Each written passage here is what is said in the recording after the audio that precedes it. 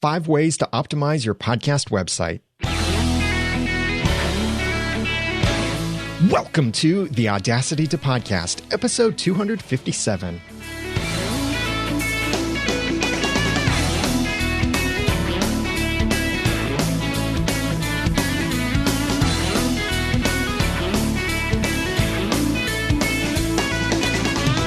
Thank you for joining me for another episode of the Audacity to Podcast. I'm Daniel J. Lewis, and this is the award-winning in-depth podcast about podcasting. It's where I give you the guts and teach you the tools to launch or improve your own podcast for sharing your passions and finding success. I've been doing this little series of episodes now for a few weeks talking about your podcast website.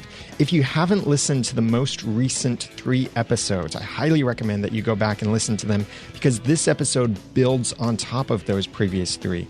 I've talked about how to choose the right hosting for your podcast website, 6 needs for your podcast website design or WordPress theme, and in the last episode, I talked about 14 features your podcast website needs. In this episode, it's coming all together with this conclusion of 5 ways to optimize your podcast website. Those are number 1, optimize for goals. Number 2, optimize for mobile. Number 3, optimize for search. Number 4, optimize for speed. And number 5, optimize for accessibility. If you would like to follow along in the show notes with this episode, and remember this show notes slug because it's going to be very important for a special promo I'll tell you about at the end of the episode. But please go to theaudacitytopodcast.com/website optimization.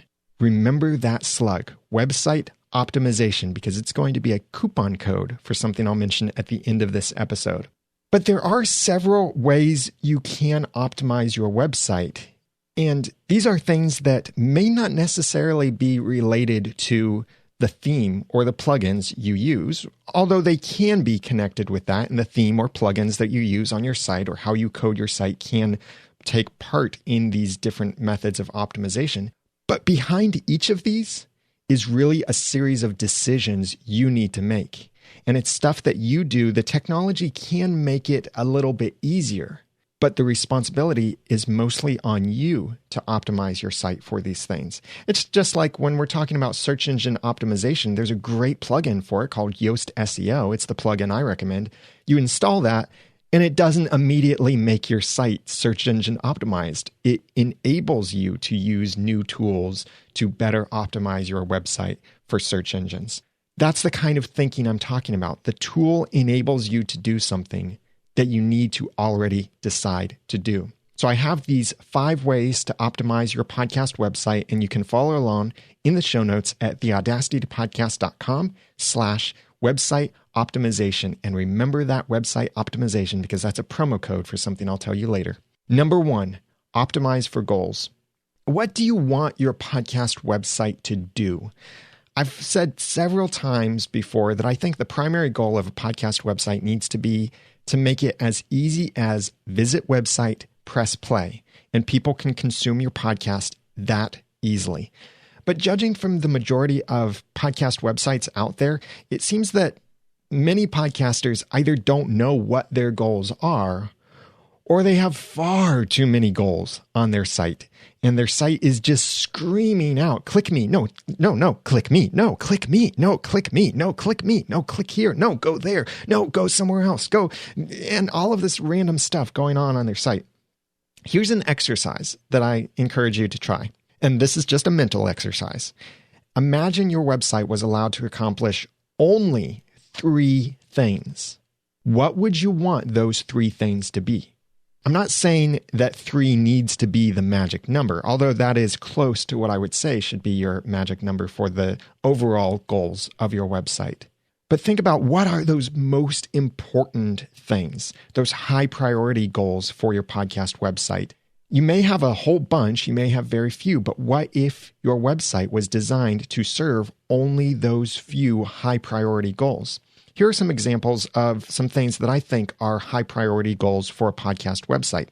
Listen to your podcast, subscribe to your podcast, share your content, join your email list if marketing is really important to you, or maybe buy something from you if you have something to sell. But then there are also those low priority goals that you'll often see littering many podcast websites and other blogs. follow on social networks, visit affiliate links, send feedback, write a review for the podcast. I'm not saying that these are unimportant. I'm saying they're low priority. And these should not be the primary emphasis of your podcast website, but you need to focus on what is that primary emphasis and make sure that your website is pointing people to that and it's optimized to meet your goals. And it is entirely possible and acceptable to have different goals for different sections of your website. For example, the goal of your feedback or contact form is very simply to have someone send you a message of some sort.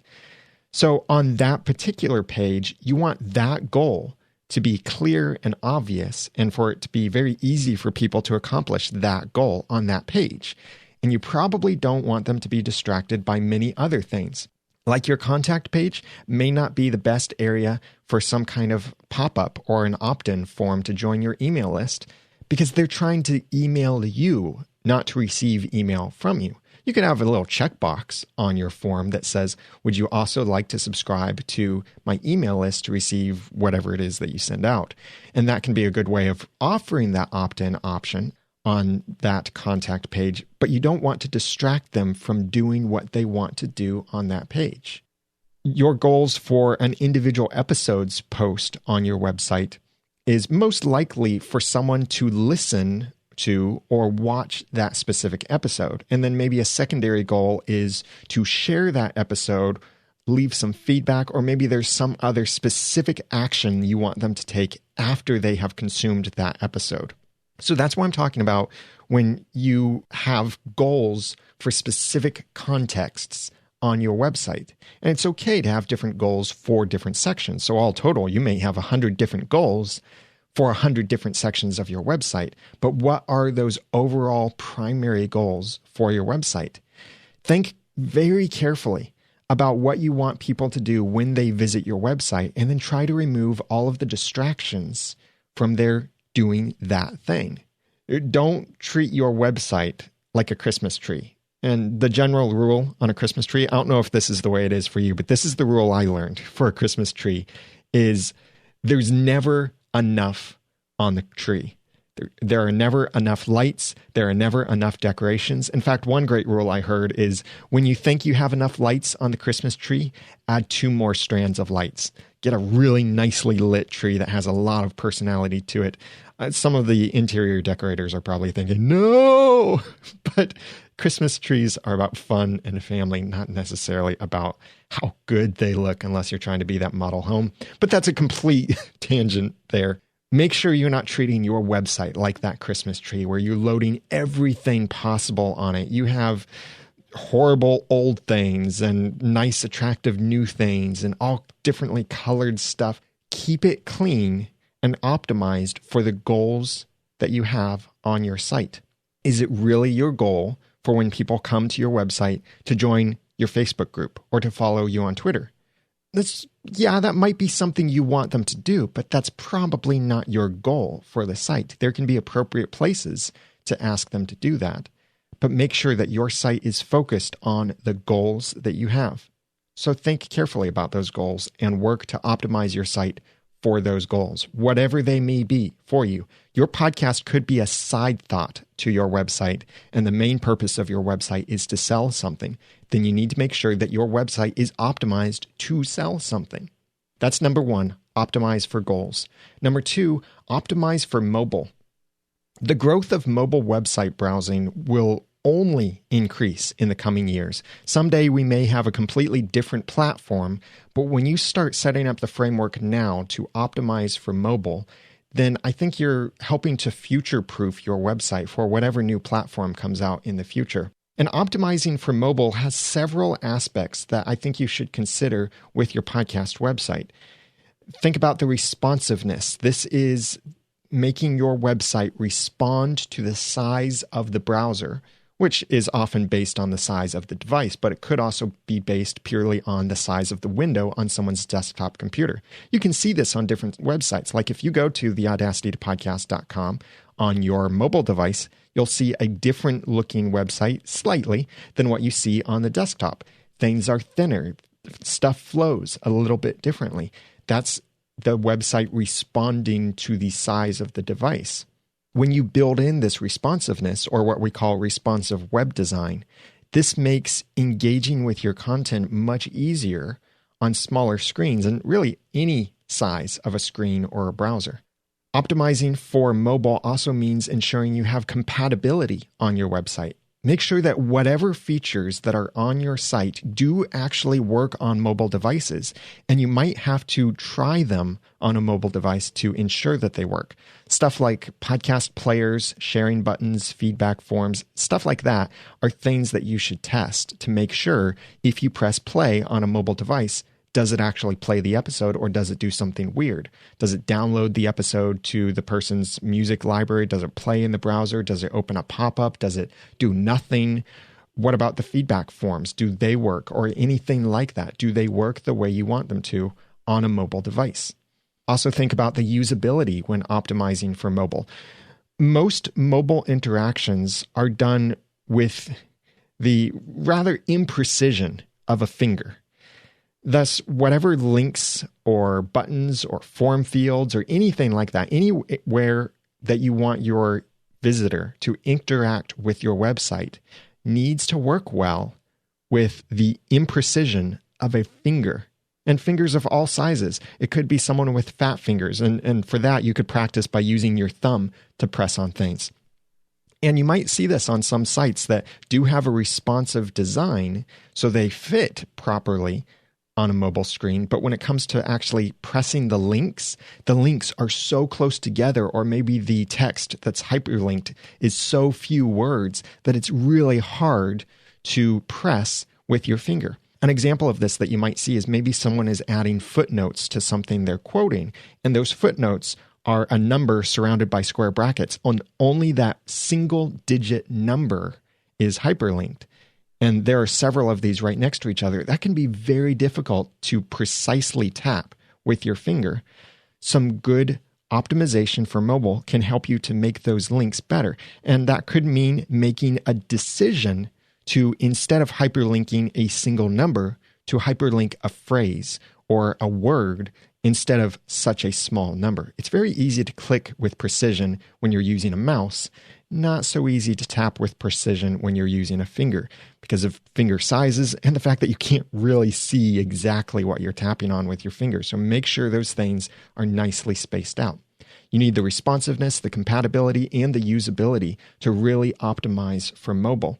Most of this is related to your website design, yes, but some of this mobile optimization is really based on decisions that you make, like what you hyperlink, the plugins that you use, how you use images on your website, the amount of information, styling, fonts, that kind of thing. These are decisions you make as far as what goes on your site. I really don't recommend that you hide or remove functionality on your website for mobile users.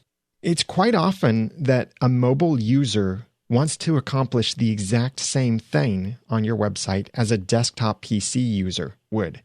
They're just on a mobile device for some reason. That could be that they're sitting on their couch and casually browsing during a commercial break. Maybe they're using their phone. Maybe they're using a tablet. Don't think that just because they're on mobile, that means that they are actually mobile, like out on the road or something, and they're looking for certain information. Yes, you can highlight certain things more to mobile users. Like if someone's on Android, for example, it might be very good to highlight your subscribeonandroid.com link instead of your iTunes link. Or if someone is on iOS, it might make more sense to highlight the subscribe on iTunes, or maybe even make it say subscribe on podcast link on there. That's something that I will be building into a future update of my social subscribe and follow icons plugin for WordPress. And if you're interested in this, then check out subscribeandfollow.com. But don't buy it yet, because I'm going to tell you a promo code at the end of this episode that will save you some money. Make sure that you optimize for mobile devices. This not only helps with the user experience, but it also helps with your search engine visibility. Google has said that they would start prioritizing mobile optimized websites. And this is the important part, for searches done on mobile devices. So the concept was that if someone searches on a desktop computer, they would see regular results. And if they searched on a mobile device, they would see maybe a different list of websites prioritized more with the sites that are actually optimized for the mobile experience. I've tested this with a few random searches where I knew on the desktop the number 1 or number 2 result was not optimized for mobile. And then I tested it on mobile, and I found it was the exact same number 1 and number 2 results. So I was seeing the same results, and that was still putting as the number 1 or number 2 results a not mobile optimized website. There could be something about reputation that's still weighing into this, like you don't lose your reputation if you haven't optimized your website for mobile yet, or maybe they just haven't started penalizing people yet.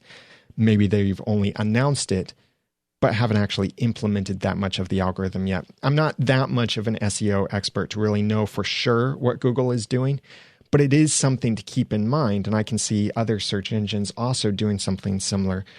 So it's best to ensure your website works on a browser and device of any size so that when anyone visits your website from any kind of device, your site will work for them and they can get to the content they need. They can find it with the search engine or they can consume it through their mobile device.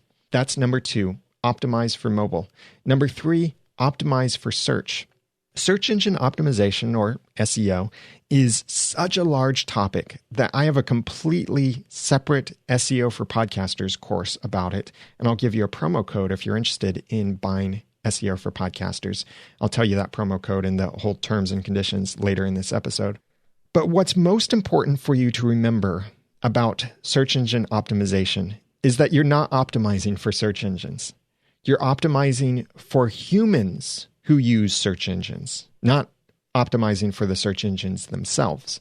This is especially true as search engine algorithms are regularly tweaked to become more human-like and provide the kinds of results that humans would actually want, which totally makes sense. When I search Google or some other search engine for something, I want what I want. I don't want what a machine wants. I want something that is actually relevant to what I entered.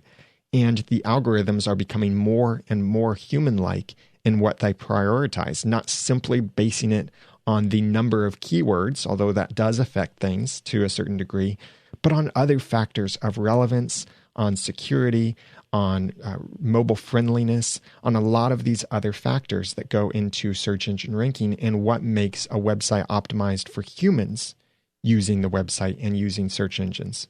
So practically, this comes down to 2 important aspects of search engine optimization. And there are a lot of other aspects and a lot of ways to leverage these aspects of search engine optimization. And I cover these in much, much more detail in my SEO for Podcasters course. But the 2 things that are most important are your titles. Have clear and compelling titles with the most important information first. And the second most important thing is written content. Have high quality written content with, again, the most important information first.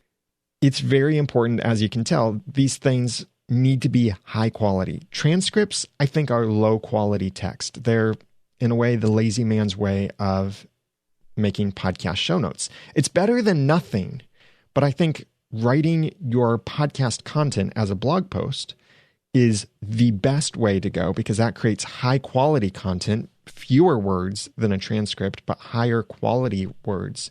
And it's also much easier to read than trying to read a transcript of a podcast. So your titles and your written content are what matter most to search engines. But don't only think about the external search engines like Google, Bing, and other search engines. Also think about the search on your own website.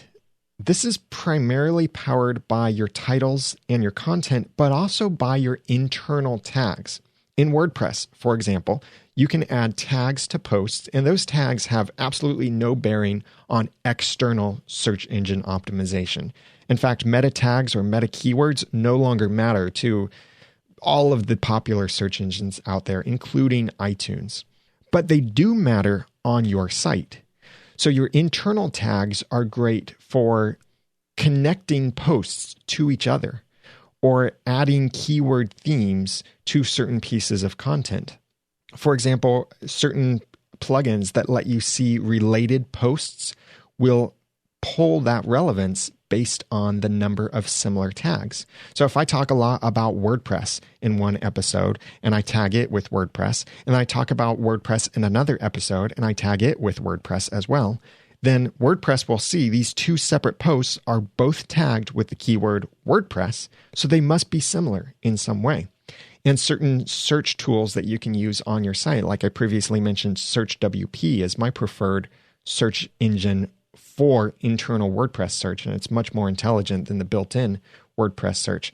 That does prioritize things like that, and you can change what priority each piece of text receives on your site. Like maybe the tags get more priority than the content or the excerpt or something like that. It's up to you to customize that.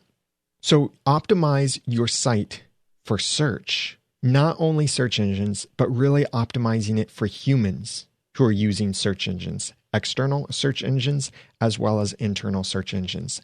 That's number 3, optimize for search. Number 4, optimize for speed. People want things quickly. They want their food quickly. They want customer service quickly. They want information quickly.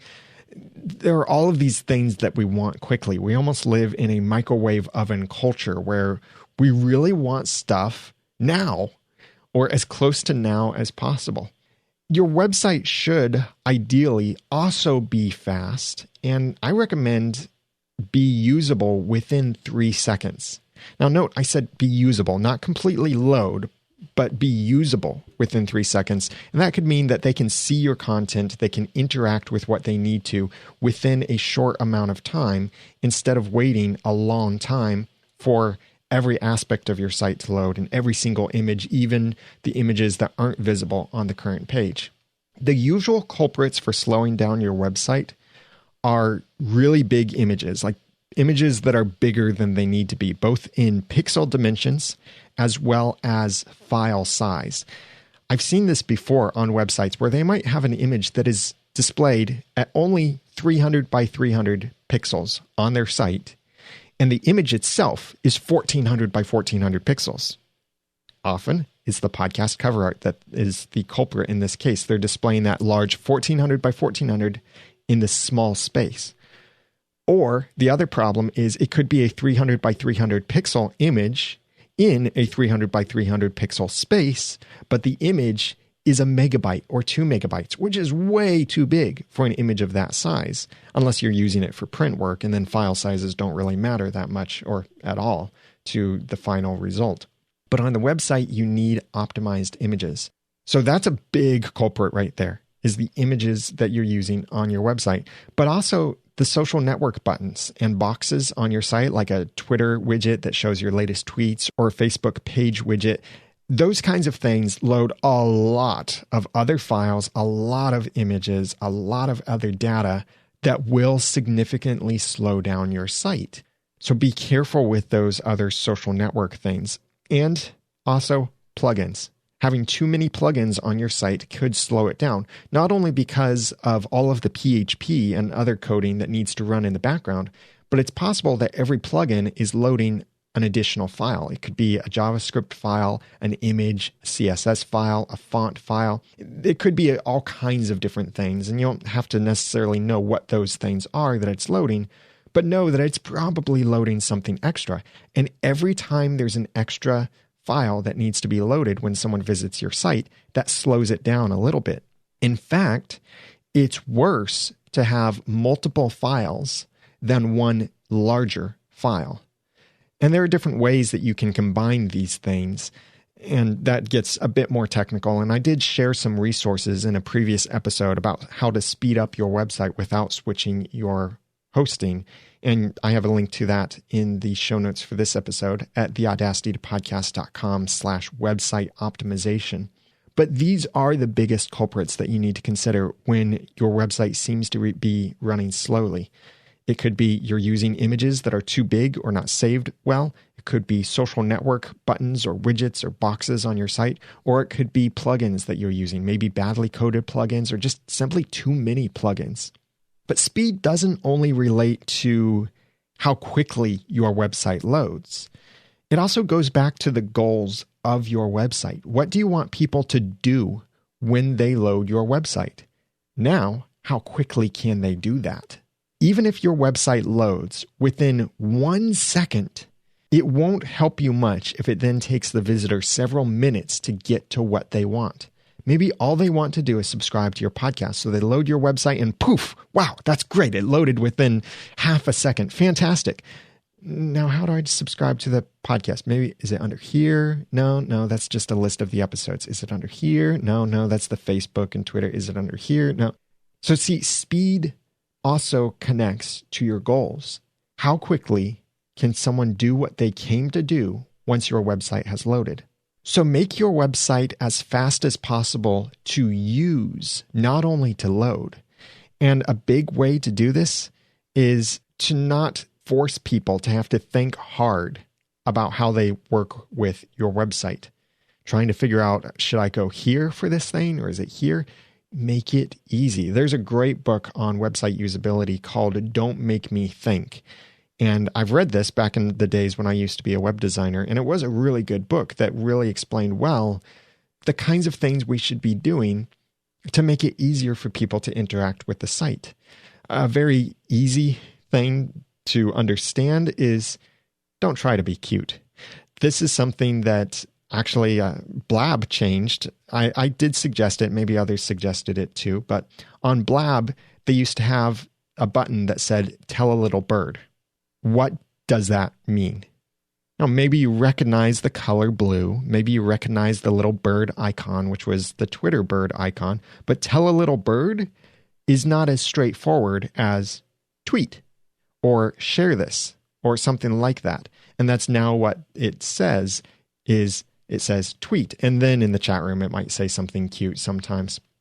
Think about that with other aspects of your site too. How quickly can someone understand the information? Do you have this really cute title that just makes you smile, but it doesn't really explain what you're about? Maybe that would be better as a subtitle to the content and your main title be straightforward. I see that a lot at conferences. Sessions will have these really cute titles. I have no idea what they're about. And then the subtitle actually explains what the session is about. That's the reverse way to do it. Make the main title the thing that explains it well. And then you can be cute in the subtitle if you're going to be cute. But this is number 4 way to optimize your podcast website. Optimize for speed.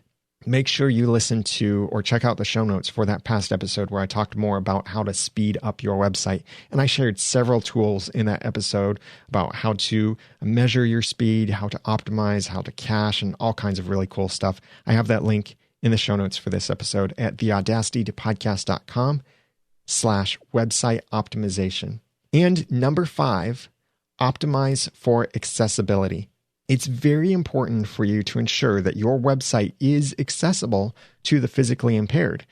Usually, if you're following the best practices and following these other tips for ways to optimize your site, then you probably have a mostly accessible website. And you could be much farther ahead of other people who don't follow the optimization tips. But there are still other practices to ensure that anyone can use and interact with your website. Here are a few tips, and I am not an accessibility expert, and some of these could get into technical things you'd have to do, but here are a few tips that you could employ to make your website more accessible.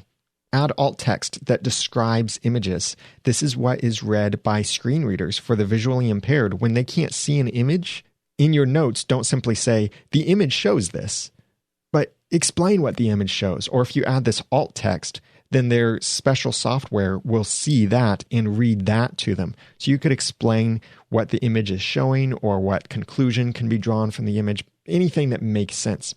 Also, add simple navigation. Don't get really complicated and weird with where the navigation is, what it looks like, the language that you use.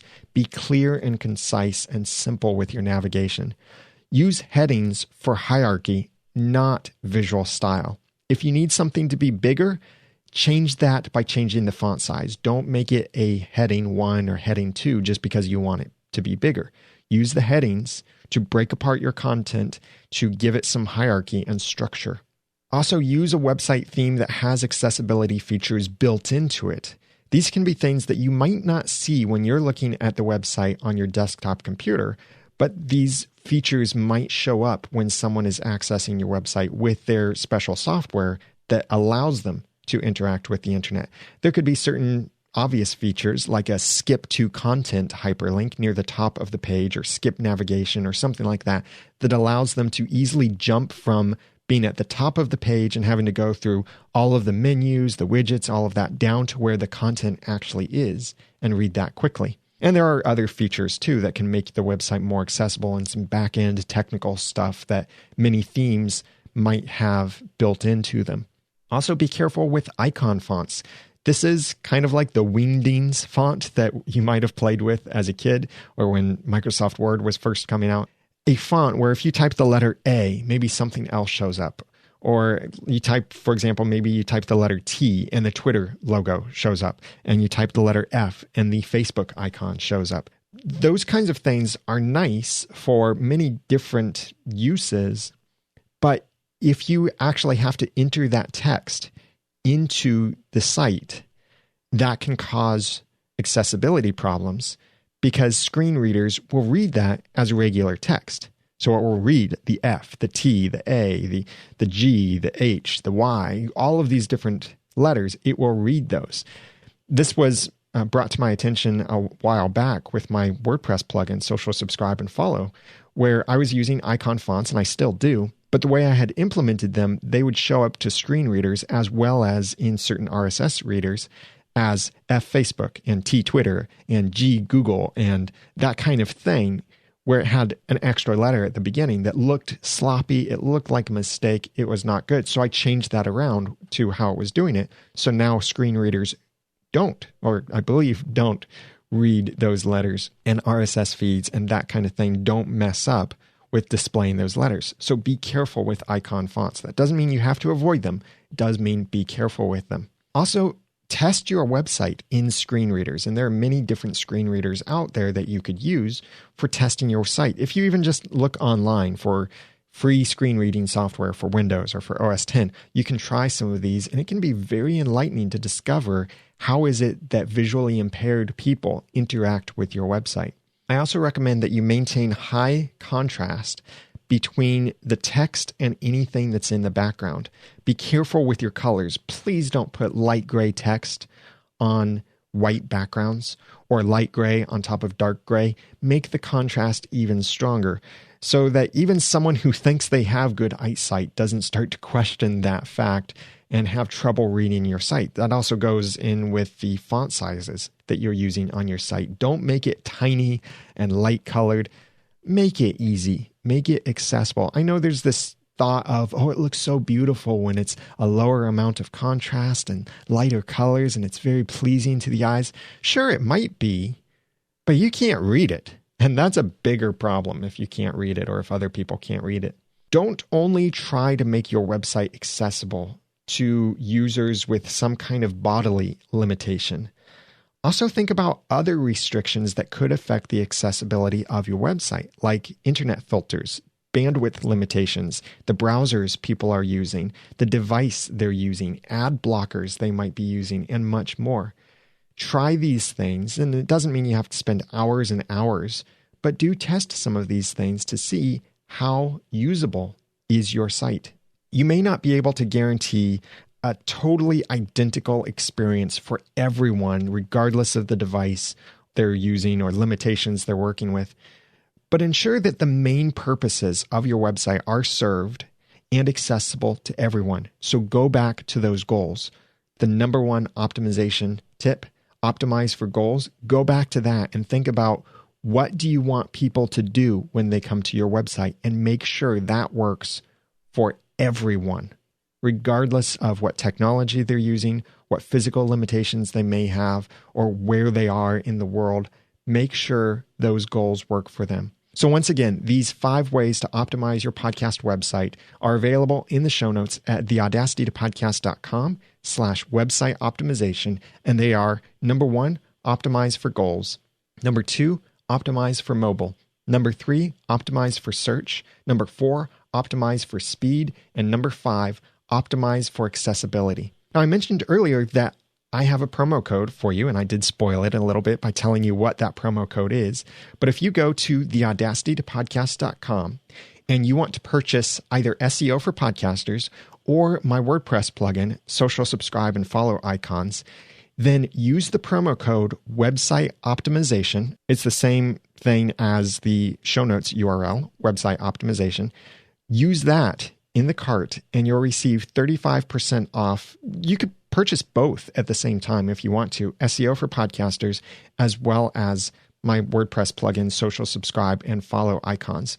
This will get you on the way to optimizing your website, especially optimizing it for search and engagement, because the SEO for podcasters course is much more than simply search engine optimization. I talk about making it so that your podcast, the way that you present your content, is optimized for people who searched and found your podcast. It's more than insert this text into this meta tag, use this Google keyword search tool.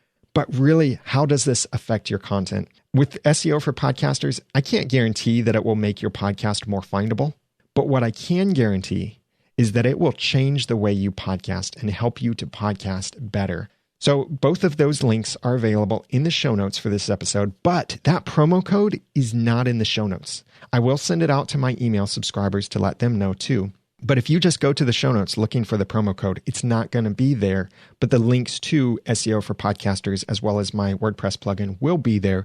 But use that promo code website optimization and you'll save 35% on your purchase of either or both of those tools to help you improve your podcast.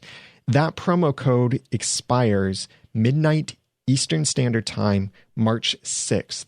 So hurry and use that. That gives you almost 2 weeks to use the code from the time that this episode is released. But hurry up. And if you want to get SEO for podcasters or my WordPress plugin, then use that promo code and you'll be able to save 35%. If you're in Podcaster Society and you want to buy, contact me first, because Podcaster Society members get actually an even better discount than that. And that's part of the awesomeness for their being in Podcaster Society. Once again, please visit the show notes at theaudacitytopodcast.com/website optimization for this information and to share with me your thoughts or experience on this, especially if you have experience making websites accessible, or maybe you are impaired in some way and you have to rely on these accessibility tools. Please share your experience there by commenting on the show notes for this episode at theaudacitytopodcast.com/website optimization. Special thanks to those who left kind reviews for the Audacity to Podcast. Recently, it was Michaela from the United States of America who said, between Daniel and Dave Jackson, host of School of Podcasting, by the way, great guy, great podcast. I listened to it myself. Michaela said, I'm close to feeling ready to start my own podcast. Now, Michaela actually had some other criticism in the review talking about the way that my Christianity comes out in the podcast. And I'm not excluding that here because I am referring to it. I just didn't want to read that here because I'll save that for a future episode of the Audacity to Podcast that is in planning, where I'll be talking more about your faith or lack thereof leaking through in a podcast. And my Christianity is very real to me, and I leak it. I don't try to stop it. I don't force it out. I just leak my worldview as everyone else does. And Michaela recognizes that, and that's why they deducted only 1 star for that, because of a particular background that they have and with some other experience, which I'm sorry for. I really hope that I can change that perspective. But I'm looking forward to my future episode when I talk about leaking your faith or your anti-faith in your podcast. And Mark Descote from Canada said, a vault of podcasting knowledge. Daniel is a down-to-earth, real guy with a love for helping people. He shares his vast knowledge of podcasting freely because he truly wants other podcasters to succeed. I was so impressed with everything that he offers that I joined his Podcaster Society, and I couldn't be happier with the decision. Well, thank you very much, Mark and Michaela, for those kind reviews in iTunes. If you'd like to write a review for the podcast in iTunes, then please go to theaudacitytopodcast.com and click on the iTunes or Stitcher or soon Google Play Music buttons for you to be able to write reviews there. And you can get your own podcast reviews emailed to you automatically, like I do, by using mypodcastreviews.com. It's the service I created for other podcasters, and I use it myself. Podcaster Society is now closed for new members, and it won't reopen for a while. But in the meantime, you can go to podcastersociety.com to join the waiting list to discover the next time it will reopen, or if we have any other special announcements over there. Now that I've given you some of the guts and taught you some of the tools, it's time for you to go launch or improve your own podcast for sharing your passions and finding success. I'm Daniel J. Lewis from the Audacity to Podcast.com. Thank you for listening.